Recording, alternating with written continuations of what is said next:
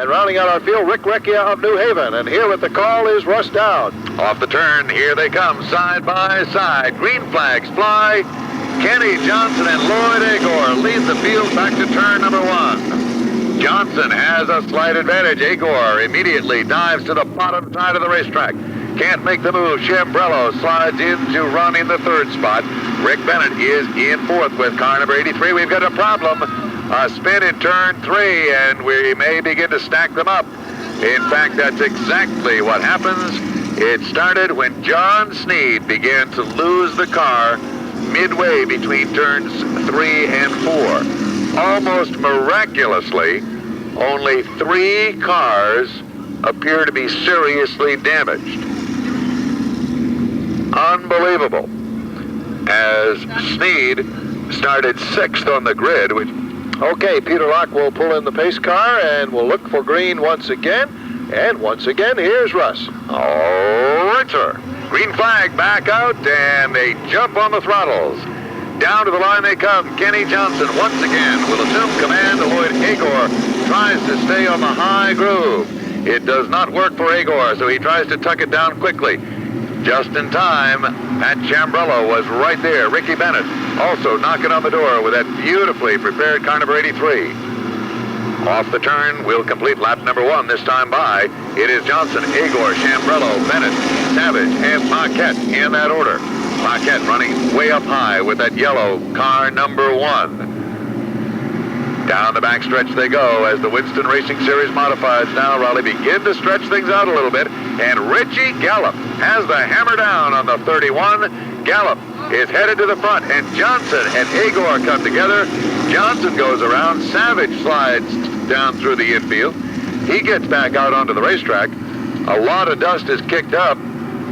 It does not appear, however, as though a lot of damage was done, with the exception of flat right front tire on the 22.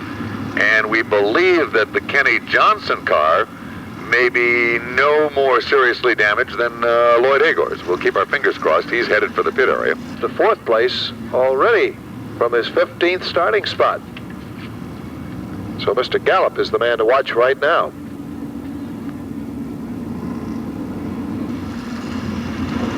Now Savage getting the word that he's all right.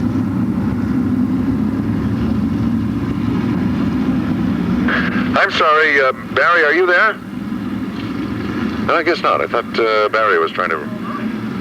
Yes, sir. Oh, yes, he is. Is this microphone working? Not anymore, Barry. We're back to green. We'll catch it in a little bit. Back to you. Green flag is back out, and as we head down to the line, Bennett and Gallup. Wow, what a turn of events that was.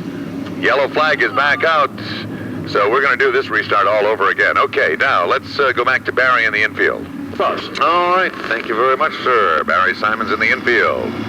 Pace car is back in, and it looks like a lazy green kind of start. We'll have to just double check, and that's exactly what it is.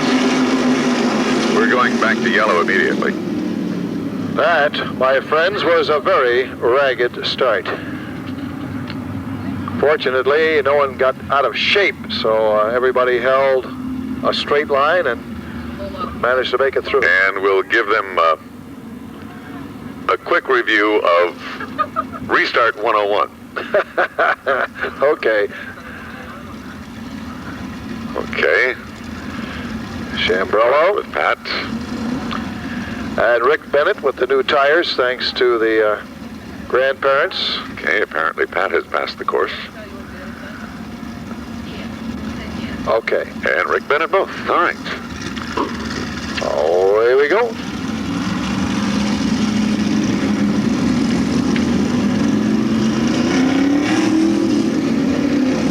Last week right here at the Stafford Motor Speedway. A great win for the Reg. All right, here we go, looking for the restart once again, and here's Russ. Green flag from Chris Hopkins sends Pat Chambrello to the head of this class as Pat will lead them into turn number 1. Chambrello, who has been running exceptionally well tonight, has the advantage off of 2. Rick Bennett now is in second. Here comes Savage in the 88, moving up into the 3rd spot. And look who is knocking on the door. off the turn, down to the line, Ted Christopher into the top 5, as is Steve Chowansky. 2 of the real hot shoes in this division. Christopher just moves around on the outside like there's nobody home, and Richie Gallup goes around. And Gallup will get T-boned. The 31 car spun, got around perpendicular to the wall.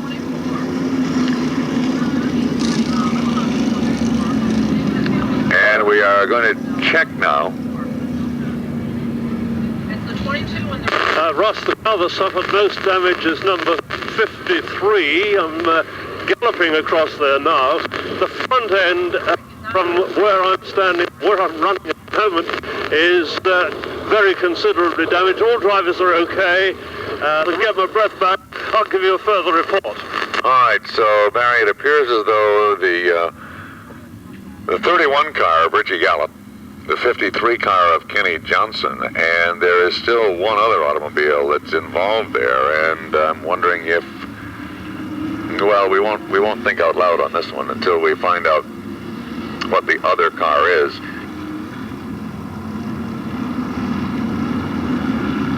Yeah, first aid crew there giving him some assistance. Nothing drastic, I can assure you. Nothing drastic at all, but he's still in the car and he is receiving some attention. All right, this is Richie Gallup you're talking about. That's right. Okay. Number 53 is being tended to and appears to be okay in car number 31. He is still in the race car. Kenny Johnson is out of the race car and is okay. And Frank Carradile, out of Hebron, Connecticut, in car number 22, is also okay, but the 53 automobile and the 22 experiencing some rather severe damage. I mean, literally that. The top panel is being cut away. The breakdown crews obviously carry the necessary equipment so to do. That tickets are on sale in the Speedway? Yes, I've moved back to midfield because obviously the microphone's not coming through properly. From a point that I'd make here is the ambulance crew, all what do we call them? EMT trained, obviously. The girl of the ambulance crew, quite amazing. She crawled in through the back window, as it were, of the car, which is a little bit difficult to do because of all the framework there, the supporting framework, safety framework, to put a collar round Rich's neck, which is the standard procedure if there's any sort of back or head injury. When I say that, I say it very advisedly because that is standard procedure. And they had the cutting gear available. It took a bit of time. They got it off, and with about 10 fellows there helping. Things looking a little bit better now.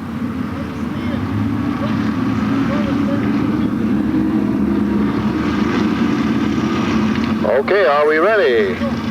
Pace car is off, and here they come into turn 4, and we've got our restart. Here we go. Chambreau and Bennett right there. Savage right there to challenge. Tightly bunched. Whoa, the driver up into the wall. Oh boy, Bennett goes right into the wall. A couple of other cars go spinning to avoid contact. So we're back under yellow. 2 of the cars are moving.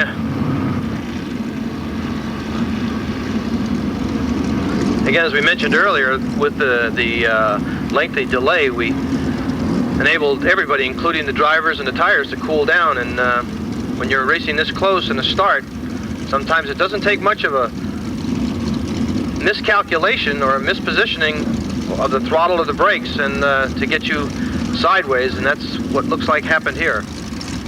That's sorted out. Okay, now looking for the restart. Here we go. 3 laps in the books.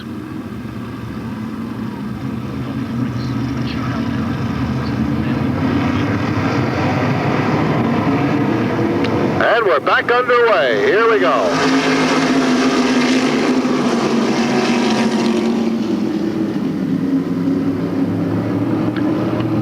Chambreau on the inside, holding the edge over Savage by a tad, with the rest of the field tightly bunched. Let's see if we can start to sort things out as we work our way down the front stretch. Boy, side-by-side racing, these guys are not giving an inch to each other, even after all that time idling around. Well, we got broken loose, but he managed to gather it back in. Chambrello still with just a few inches in the lead. Getting some pressure from behind now. Chowansky taps Chambrello on the back bumper. Chowansky and Savage come side by side.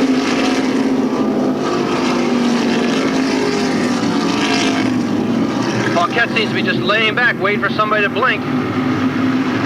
And no one is pulling away from this field.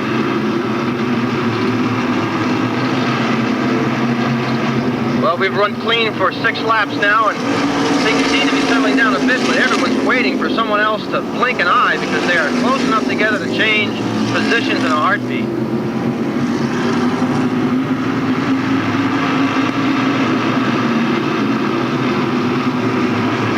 Ron Rocco working his way on the outside groove now. And he overtakes Bo Gunning. And moves into 5th place. Now he'll try to challenge Mike Paquette.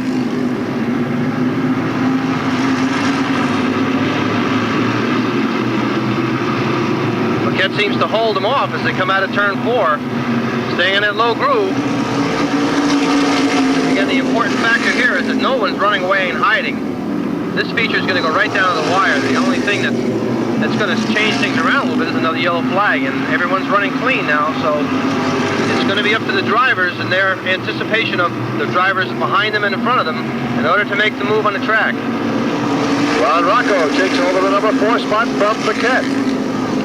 Now he sets sail for Savage, and a battle for the lead. Here we go. Chowansky down low, takes over the top spot from Pat Chambrello. Chowansky, who was laying back in 5th position, has been working up on the inside, made a nice clean pass, and now he starts to come a little distance between himself and the 2nd place car. Meanwhile, Bo Gunning takes over the number 5 spot from Mike Paquette. The 33 running in 5th place.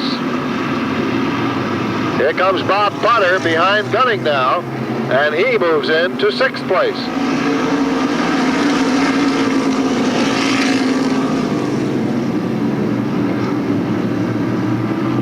Chowansky trying to stretch it out now just a little bit. Ken Johnson drops off the pace in the 53.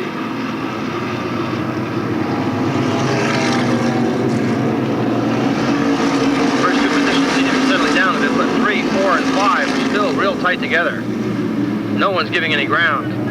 Down low, Ron Rocco going for the number 3 spot. And he's got it. Takes it away from Savage.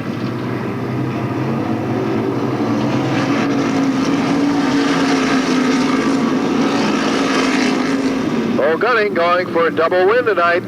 Now Bob Potter gets below Savage, and he moves up another notch. So Rocco runs in 3rd place, now being pressured by Gunning.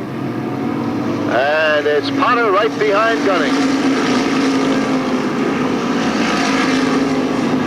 Rocco goes to the inside. We got contact. And Chambrello goes around in car number 6. And that brings out the caution as Chambrello is stalled between 1 and 2. And for Chowansky, a tough break, because all of a sudden, he'll have no lead at all.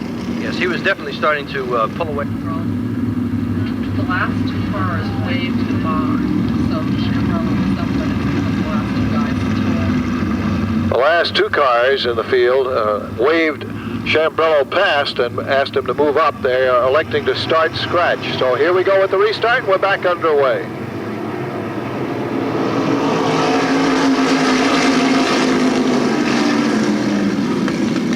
Chowansky got the jump, and Gunning and Potter both took advantage of a little slow start by Ron Rocco. So Rocco is dropped back to 4th place. Halfway mark.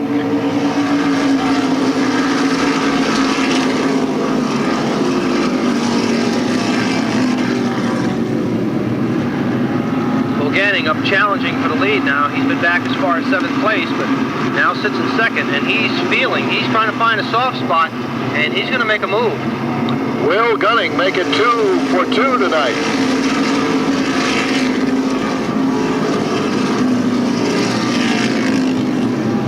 Quite a feat if he can pull it off, but he's got a lot of work to do yet. And he knows Bob Potter's right behind him. Steve Chowansky knows he's there, and he's using every inch of the track to keep the door closed.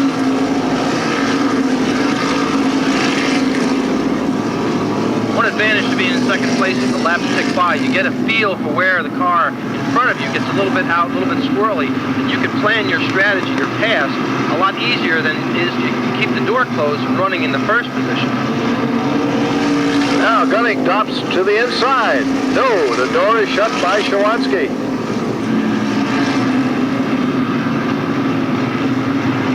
Into turn 4 they come, still nose to tail.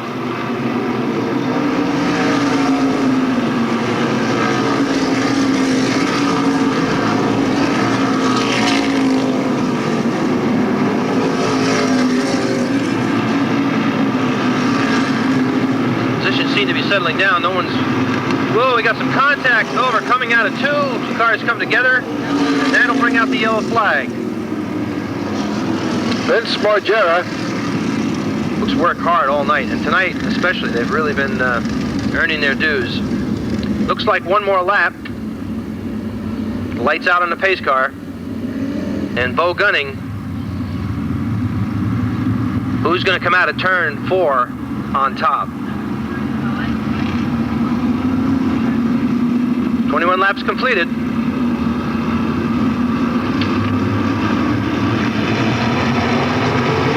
Green flag is out. Here we go. Chowansky gets to the drag race. Boy, all kinds of company coming out of turn number 2. A great move by Tom Tagg to enable him to move up some notches. And he's side by side with Bob Potter now as they come into turn 4.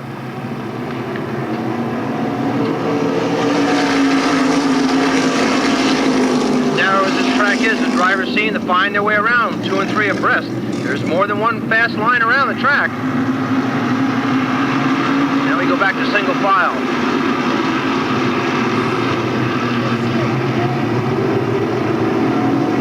Just 7 laps to go now, and there goes Gunning to the inside again. Well, once again, it's Chowansky shutting the door.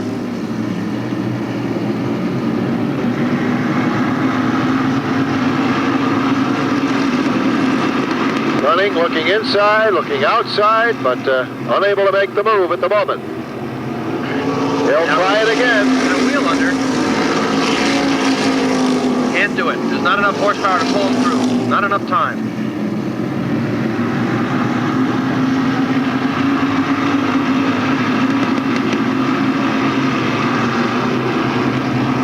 Now we've got just 5 laps to go.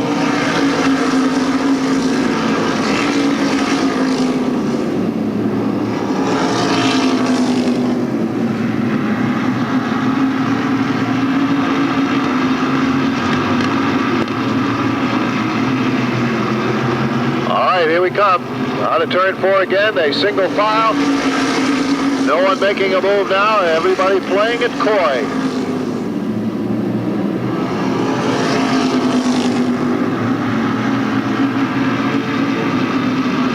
The 25 out of the field.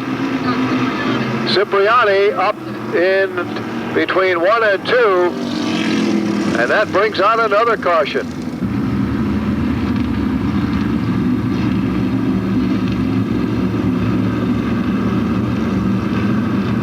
The pace car is in, the pace picks up, and here we go. There's the green.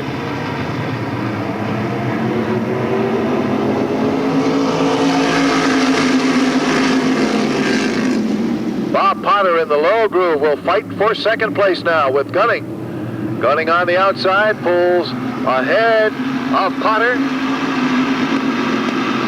Throw a blanket over the top 3. What a battle. And now we've got 3 laps to go.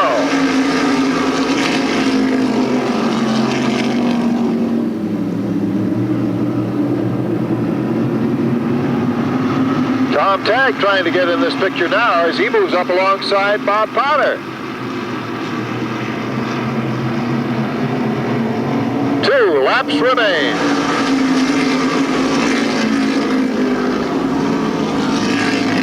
And a challenge now by Gunning. No, Chowansky again equal to it.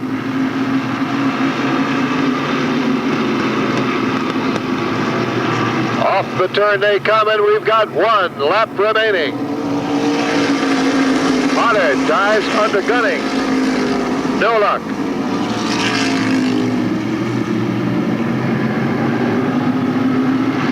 Down the back on for the victory.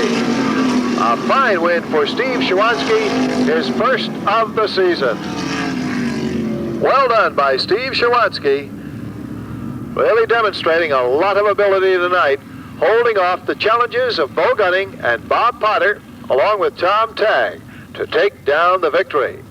Tony Sutton will move out to victory lane to talk with our winner, and we'll be getting underway.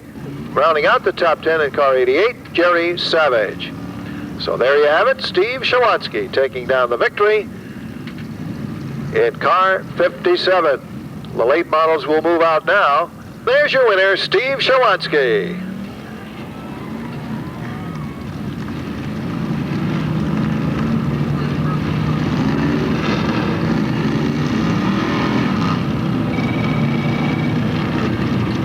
And Steve, despite the foot injury, wheels that car into victory lane, and now he'll be chatting with Tony Sutton.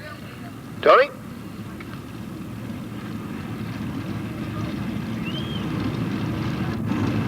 That was a great ride, really. How's your foot, by the way? Sore, real. Well, obviously that was not in the forefront of your mind during that ride.